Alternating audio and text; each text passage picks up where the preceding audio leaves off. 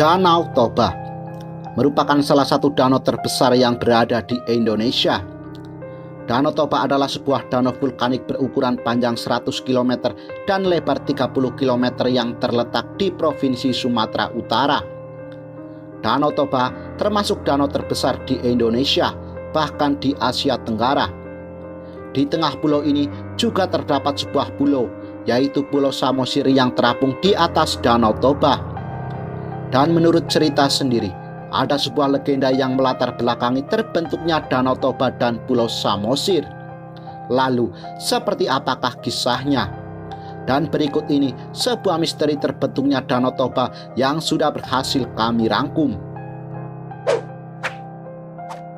Di sebuah desa yang gersang di Sumatera Utara, tinggallah seorang pemuda miskin yang setiap harinya bekerja sebagai petani. Kemarau panjang menyebabkan seluruh daerah mengalami paceklik. Tidak ada tanaman pangan yang bisa tumbuh, sehingga pemuda tersebut pergi ke sungai dan mengail ikan untuk menu santapannya setiap hari.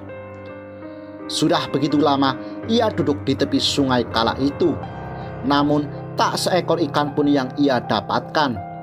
Terik matahari juga terasa semakin membakar tubuhnya. Mungkin umpanku kali ini tidak enak, sehingga tak ada satupun ikan-ikan di sungai ini yang mau memakannya, pikir pemuda tersebut. Namun, ia tidak punya pilihan selain bertahan dan berharap ada ikan walaupun kecil yang dapat diperolehnya hari itu. Menjelang senja, barulah kailnya terasa berat, petanda ada ikan besar yang memakan umpannya. Dengan hati riang, diambilnya ikan tersebut untuk dimasukkan ke dalam keranjang. Hahaha. Tidak rugi aku menunggu sejak tadi. Akhirnya aku dapatkan juga seekor ikan yang sangat besar. Baru kali ini aku lihat ada ikan sebesar ini. Aku akan berpesta malam ini, kata si pemuda dengan bahagia. Sesaat saja sebelum jatuh ke dalam keranjang, ikan tersebut melompat dari pegangan tangan si pemuda dan terjatuh ke tanah. Detik berikutnya, tanpa diduga ikan itu menjelma menjadi seorang putri yang cantik jelita. Alangkah terkejutnya si pemuda melihat hal tersebut. Sang putri yang menyadari kekagetan dan ketakutan si pemuda berkata, "Jangan takut manusia, aku tidak akan menyakitimu. Sesungguhnya aku yang berhutang budi pada kebaikanmu. Aku telah dikutuk oleh dewa. Oleh karena kau telah menyentuhku, aku berubah menjadi manusia sepertimu. Mulai saat ini, aku akan mengabdi padamu," kata si wanita tersebut. Akhirnya, si pemuda membawa putri jelmaan ikan tersebut ke rumahnya.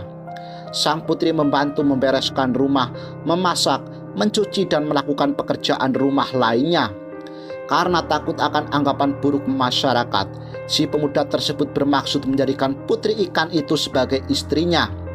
Sang putri pun menjawab, "Aku bersedia menjadi istrimu, asalkan kau berjanji untuk tidak mengatakan pada siapapun, termasuk pada anak-anak kita nanti, tentang asal-usulku." Si pemuda menyanggupi permintaan putri ikan dan tak lama kemudian mereka berdua pun akhirnya menikah. Dari pernikahan mereka lahirlah seorang anak laki-laki yang diberi nama Samosir. Samosir adalah seorang anak yang kuat, berani, dan besar. Seiring pertumbuhan tubuhnya, selera makan Samosir juga berlipat-lipat. Setiap hari, ibunya harus memasak nasi dalam jumlah yang banyak. Tentu saja, untuk mendapatkan itu semua, si bapak harus bekerja lebih keras. Pada suatu hari, ayah Samosir pulang dalam keadaan letih dan lapar. Sepanjang perjalanan pulang, ia terus membayangkan masakan istrinya sambil terus menahan rasa perih di perut. Segera setelah tiba di rumah, ia langsung menuju ke dapur untuk mengambil makanan. Betapa terkejutnya, ia begitu mendapati periuk nasi kosong. "Ibu, apakah kau tidak memasak nasi hari ini?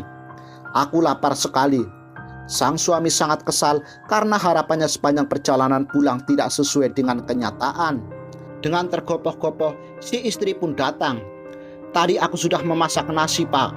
Mungkin anakmu menghabiskan semuanya. Tunggu sebentar, Pak. Aku akan memasakkannya lagi untukmu." Mendengar penjelasan tersebut, habislah kesabarannya. Dengan murka ia berteriak, "Samosir, kemari kau, dasar anak ikan tak tahu diri. Kau habiskan semua makanan tanpa kau ingat bapakmu yang kelelahan dan kelaparan setelah seharian bekerja keras untuk menghidupimu dan ibumu." Mendengar perkataan suaminya yang kasar itu, hati Putri Ikan bagai disayat sembilu. Suaminya telah melanggar janji. Ia telah mengatakan pada anak mereka tentang asal-usul dirinya. Dengan berlinang air mata, dihampirinya Samosir yang masih dimarahi oleh suaminya. "Cukup sudah, Pak. Kau telah melanggar janjimu sendiri. Aku akan pergi bersama anakmu." Ibu dan anak itu pun berkemas dan pergi meninggalkan rumah. Petani itu tertegun, menyesali perbuatannya yang tidak bisa menahan emosi. Kini ia sendiri, tanpa istri dan juga anaknya. Ia telah kehilangan mereka untuk selama-lamanya hanya karena seperiuk nasi. Berkali-kali petani itu memanggil istri dan anaknya, namun tetap saja kedua orang yang ia sayangi tak pernah kembali. Tak berapa lama kemudian, di hadapannya muncul mata air yang menyembur dengan deras. Semakin lama, air tersebut semakin banyak dan akhirnya menenggelamkan desa. Sekarang, orang mengenal desa yang tenggelam itu dengan sebutan Danau Toba. Dan itulah asal-usul terbentuknya Danau Toba dan Pulau Samosir yang sudah berhasil kami rangkum.